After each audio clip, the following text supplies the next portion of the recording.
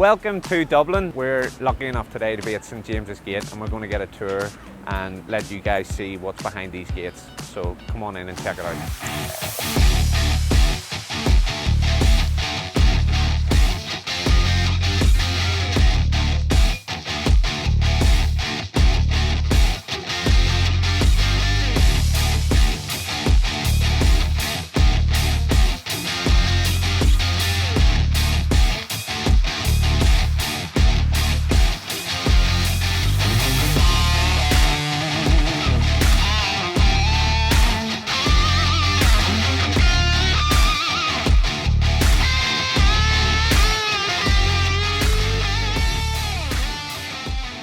Hi everyone, welcome back to the Geterbrewed channel. So today I'm joined by Padraig outside the famous gates at St James's Gate in Dublin. So we're going to give you a tour, a behind the scenes look at what Guinness does here in the brewery in St James's Gate. Padraig is global brand ambassador for Guinness. Yep, that's right. So it's kind of a very mixed kind of role. So basically promote Guinness around the world, try and help train our own staff, bar staff on beer knowledge, Guinness knowledge, to make sure that everybody is armed and of course pouring like an absolutely beautiful Guinness, whether it's a pint of draft or extra stout or foreign extra stout, making sure that always looks brilliant in the glass. Padraig, what's in store for us today? We have a fairly big day lined up for you. So it is quite a big site. There's about 60 acres that we're going to be crisscrossing. Going to show you the roast house where we roast all of our own barley on site. We're going to walk down to Brew House 4 and we'll take a little look at some of the other brew houses that we've had through history. We'll get to meet some of the brewers in the Open Gate Brewery, which is our little experimental brewery and tap room as well. And of course we're going to have to finish off with a pint in the Guinness storehouse. I'm actually quite excited about this, if you know what I mean. So everybody wants to know what goes on behind these gates, and everybody wants to see a little bit of the, some of the magic. Something you wouldn't normally see. And Padraig's kindly agreed to give us a clone recipe, some yeast and some roast barley. Well, we can't give you all that. But there's some secrets we're going to keep to ourselves. Yeah, we're going to give you a bit of a steer, so come on in and check it out.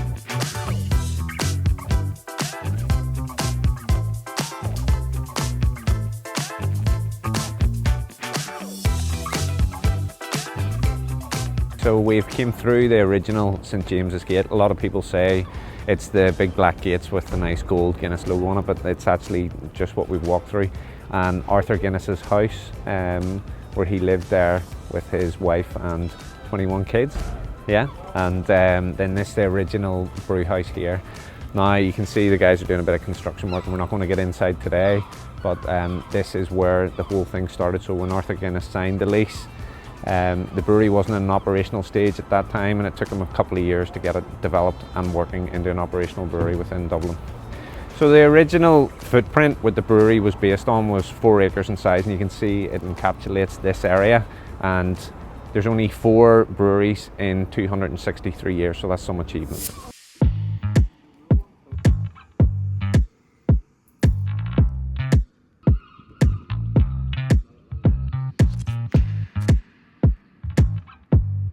So we've came from the original brew house at Vat House 1. We've came around the back of brew house number 2, and we're going to see a bit more of that later on. But this is brew house 3, was commissioned in the late 80s and produced beer until roughly 2014, and had capacity to brew 4 million pints a day. So let's go and have a quick peek. Now they are working on it and redeveloping it, so we can't go inside, but we can have a nosy. Check out the scale of the brewery here. It had capacity to do 4 million pints of beer a day. Now that's an incredible amount of beer. Okay, so there's restricted access here, obviously health and safety requirement because it's being deconstructed, and there's a regeneration project going on behind me, but you can see the pipework is enormous in there. The sheer scale and capacity at which they were able to brew was phenomenal.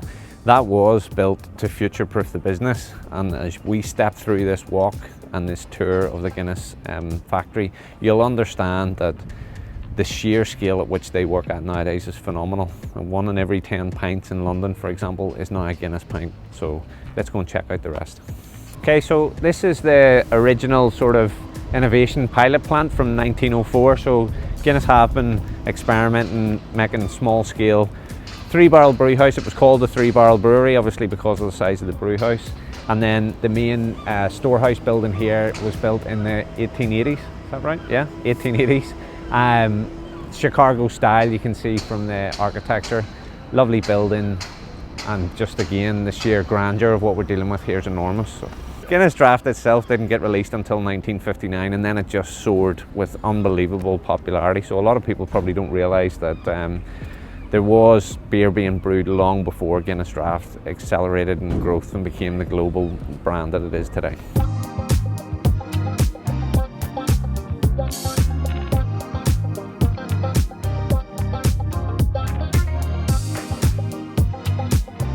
We come in through the roast house here and you can see malt silos behind me. What you would normally think when you go to a brewery is you'd be like, those silos are huge, full of base malt, but in this particular occasion, this isn't base malt, this is roast malt. So they roast 21,000 tons of roast barley in-house here every year. So that gives you an idea of the sheer scale that we're dealing with. How do you know that fact? Because it's on the wall there.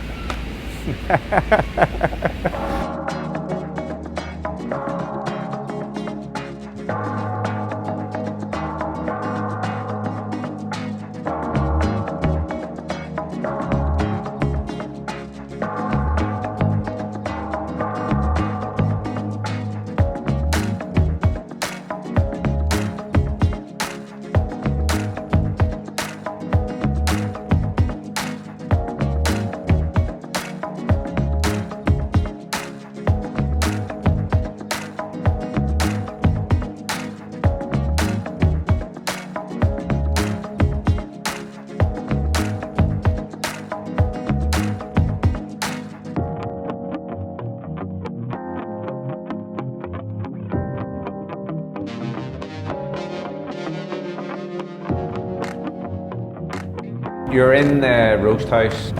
We've walked through past the roasting drums. You can see there's 4 large roasting drums.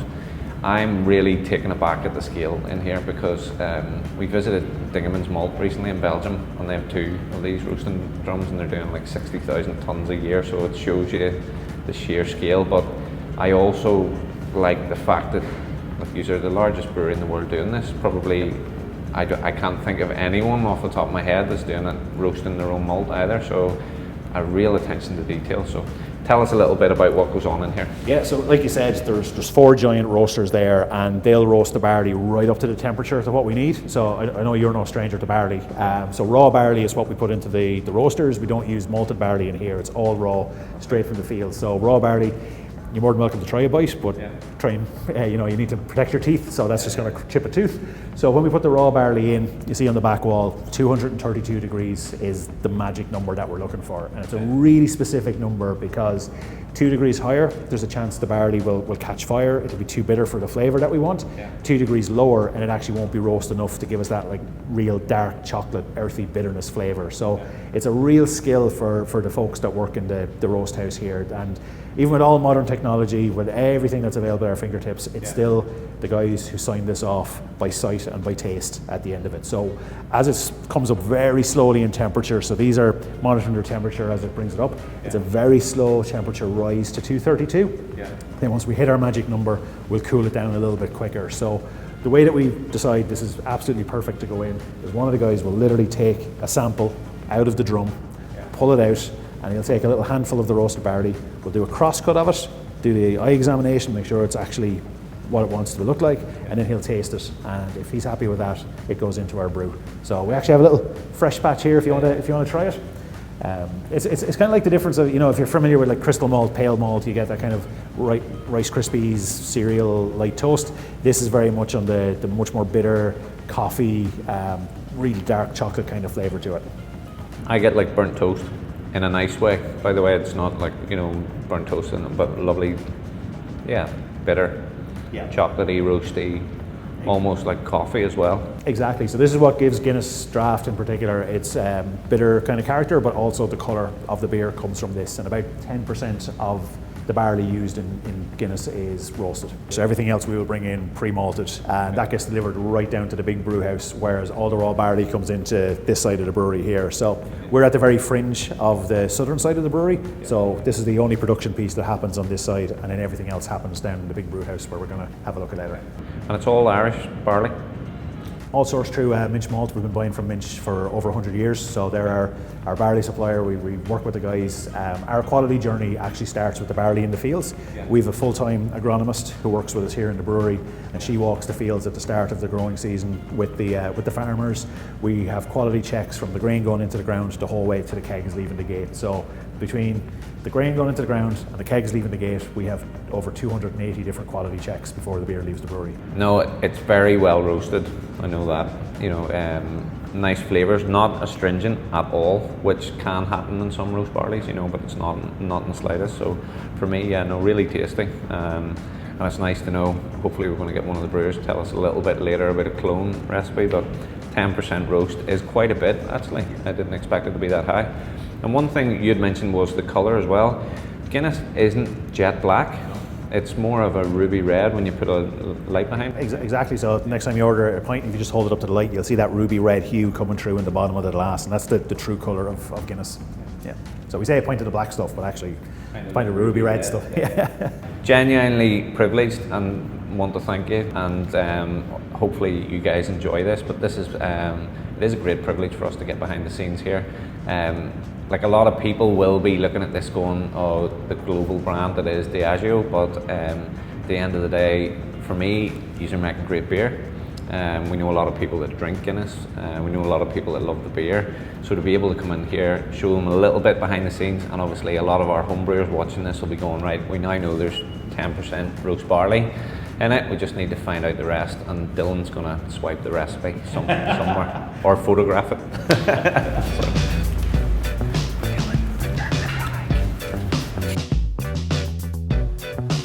Yeah, they've even got their own fire brigade.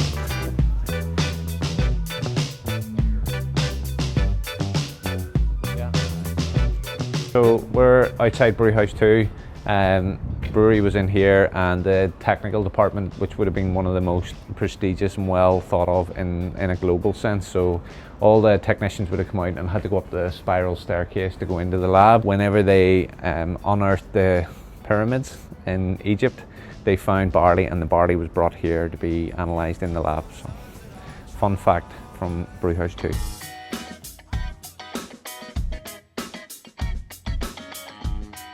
As I was coming in here, I was just saying to Padraig, it's like coming into a subway, and he actually said the guy that designed the London subway designed this first, and you can see it's almost Victorian in its design and nature, and it's a passenger tunnel, takes you from one side of the brewery to the other and runs under 4 lanes of traffic and James's Street above us.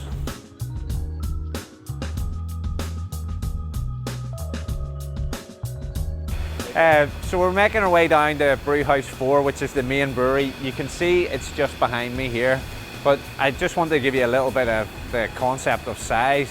The fermentation tanks are behind me here, and you can see the sheer scale and size of them, and they're everywhere. This special yeast that Guinness use, so it's been traced back, Padraig tells me, been traced back to 1904. It's a very robust, aggressive yeast that can ferment very, very quickly. He says he's not giving us a sample. Guinness isn't bottled or canned or packaged in St James's Gate. It gets put into tankers and taken up the road to Belfast, and then it's packaged there. I can see a nitrogen plant here. We walk past the CO2 plant. I don't know the percentages or what way it's transferred, but I imagine there is some nitrogen added to the tanker to protect it in its journey from Dublin to Belfast. The scale is phenomenal here. The amount of tankers, these are being filled and moved like in live time. So standing doing the back shot with the first few fermenters, but just to give you a little bit of scale, check that out, and it goes a long way in the other direction as well. So look, it's just enormous. It's bigger than anything I've ever seen. So we're outside Brewhouse number 4. It's been open since 2014. This is the main Guinness brewery. It is the most technologically advanced brewery in the world, so we're very privileged to be able to get a look inside. Now, it's going to be noisy in there, so bear with us. We're not going to be able to do our usual, just for health and safety, but we'll give you a little sneak peek.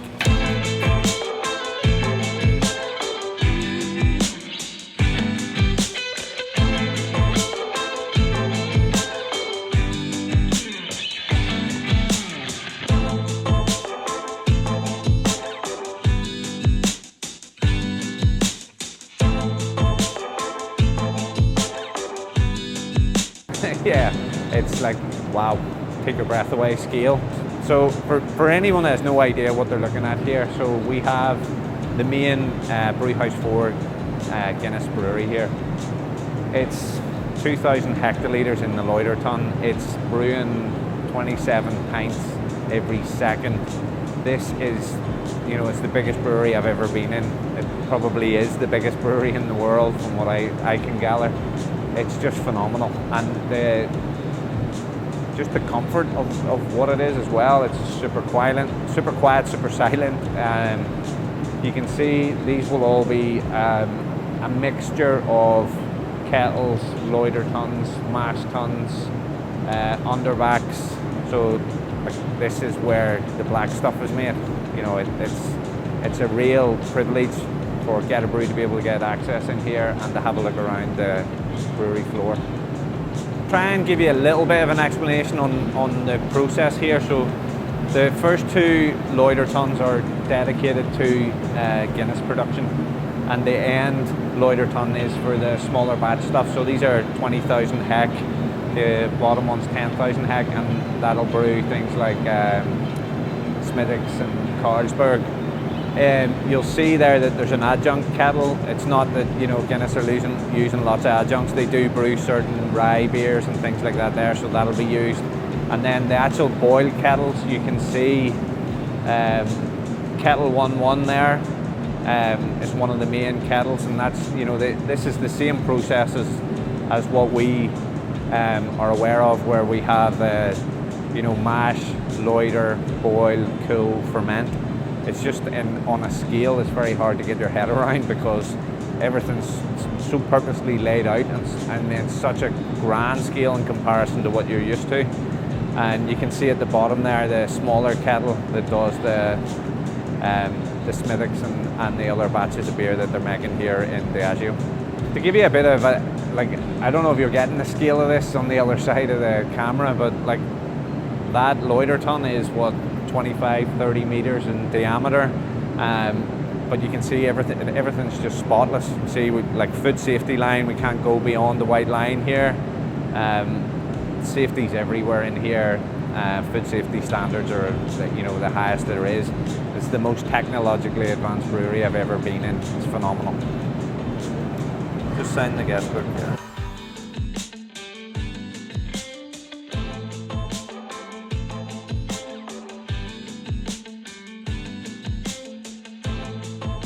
Walking down towards the kegging plant, you can see through the windows here, the volume of kegs is phenomenal. It's they keg everything on site here for UK, Europe, Ireland and America. So all steel kegs, kegged here and then exported to wherever the demand is. You're kidding me? Yeah. Right. So look, we're just walking past Spent Grain Dispatch. Just look at the scale of this, it's phenomenal. So all goes back into the food chain again. So Irish barley brought in, put through the brew house and then back into the food chain again.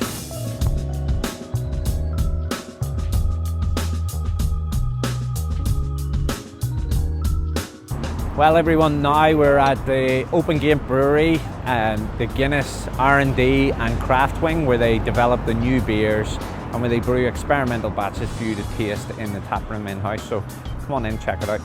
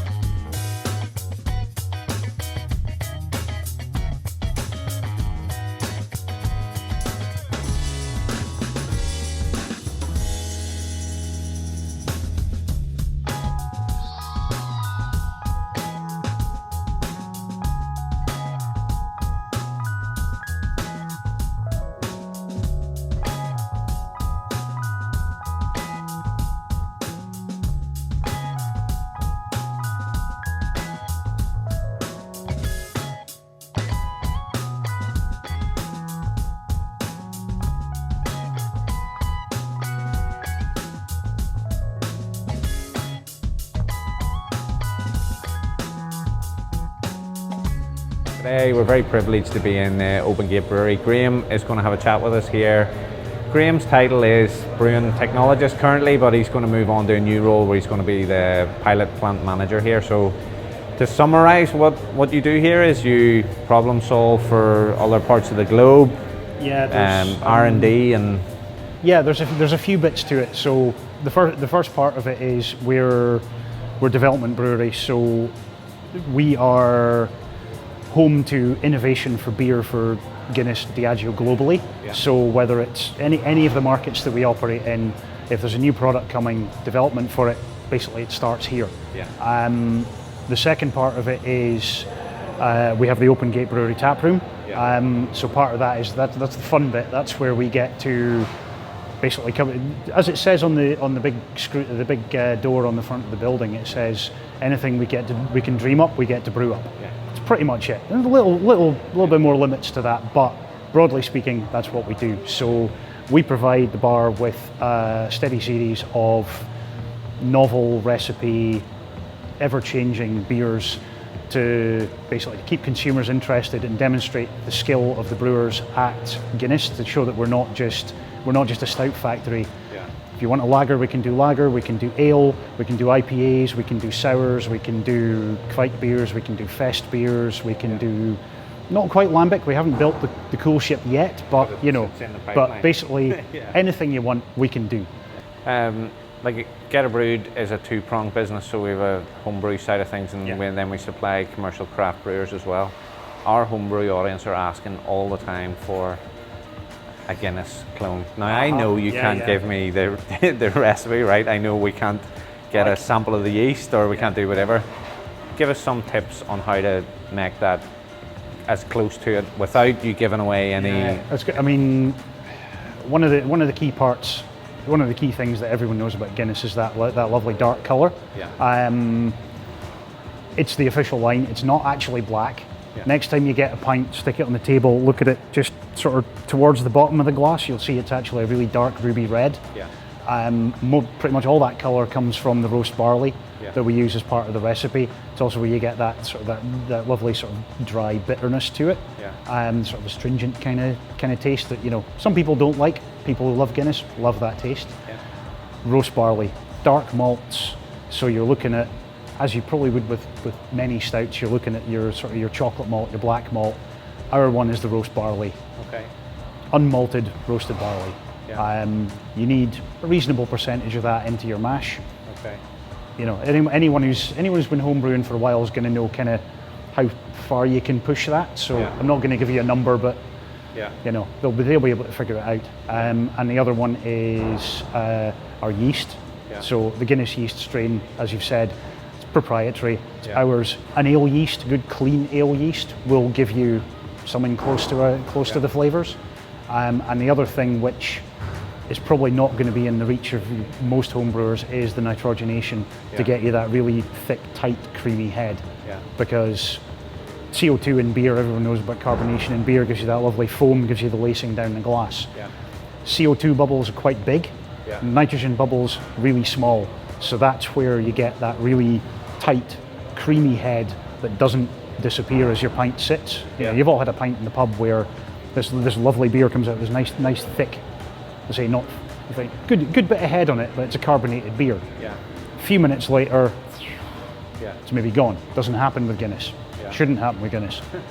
If it does, speak to your publican, there's a problem. Yeah. But it's the nitrogen that does that, because the bubbles are so small that they don't break down as easily as the carbon dioxide ones do. Yeah. Can't help you with that bit, I'm afraid. I can give you the ingredients, but that's about it. What about hops? Are we European nobles? European noble hops. Okay. So you're looking, all you're really using the hops for us is bitterness. Okay. There's no whirlpool hop, there's no dry hop in Guinness. Okay. It's all kettle bitterness. Yeah. So any European noble hop that you've got accessible, anything that's got a reasonable level of alpha acids. Is there other crystals and things in it that they should be looking at? No. No. So it's base malt, roast barley. That's pretty much it. Yeah. Like water is very important as well. So it's definitely, you're approaching this with a water, the way I break water down is 3 categories. So you've kind of got your lagers, your bitters and your pales and IPAs, and then you've got your stouts and porters. So it's definitely a stout water profile. Absolutely a stout water profile, yeah. Grist, it's an Irish base malt, and then give or take around 10% of a roasted barley. Then hopping regime, there's just a bitter in charge, and it's a European Noble. The yeast, we're only going to get a clean ale yeast. That's it. We're not clean ale yeast. Yeah, that's as good as that's as much as I can help you with. I'm afraid. And if we're aiming for that 4.2, we want it to finish at about 1008. Yeah, you're looking for about a 1008 final gravity. Okay, that's all they're getting. Yeah, that's fair enough. That's more than I thought we were going to get. You know, so. Yeah, and if you have the capability, nitrogenate it, and then you've got yourself pretty good proxy for the real thing. Look, I can't ask for more than that. Really appreciate your time and sharing a bit of tips with our guys, and hopefully you guys at home will come down next time you're in Dublin and check out the Open Gate Brewery, try some of the lovely beers that they're making in-house.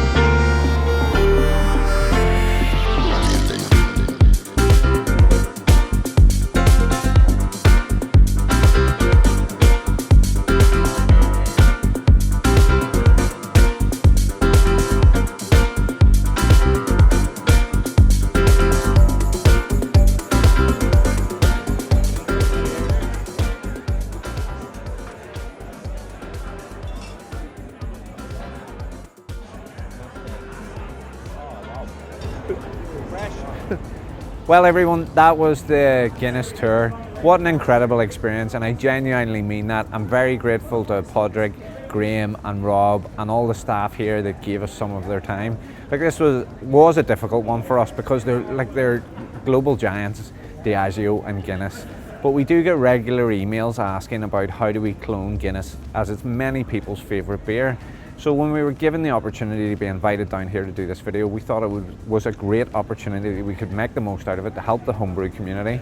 At the end of the day, Open Gate buy ingredients from us. We're very grateful for that. We have a long-standing existing relationship. They work with some of our distribution partners as well. So I hope you enjoyed this. I hope you've seen an insight into it, and I genuinely give thanks to the lovely people here that make this a great brand.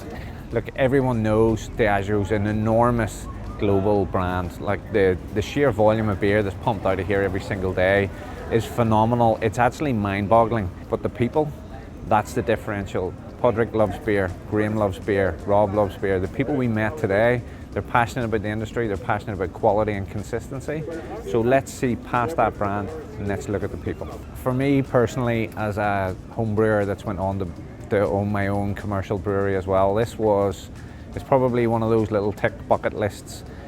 Yes, you can come down, you can do the storehouse tour, everybody's done that, but to see the behind the walls and to see Brewhouse number 4, to see the scale, look, it was an incredibly interesting trip and journey for me today around that, and I got a lot out of it, and it's just it's genuinely mind-boggling at the scale at which we work at here.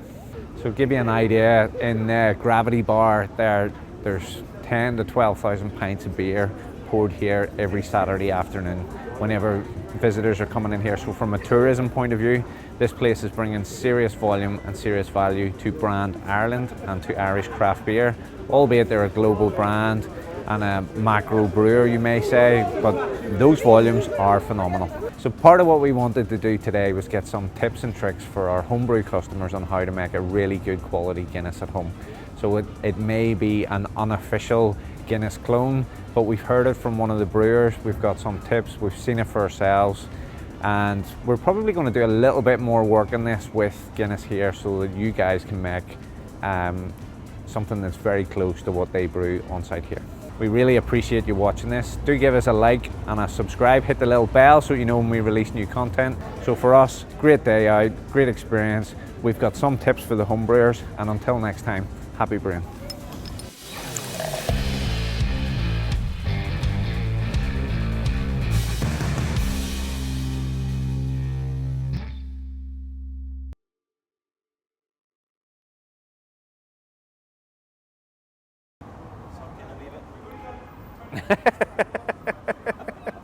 Thanks, I was sucking in.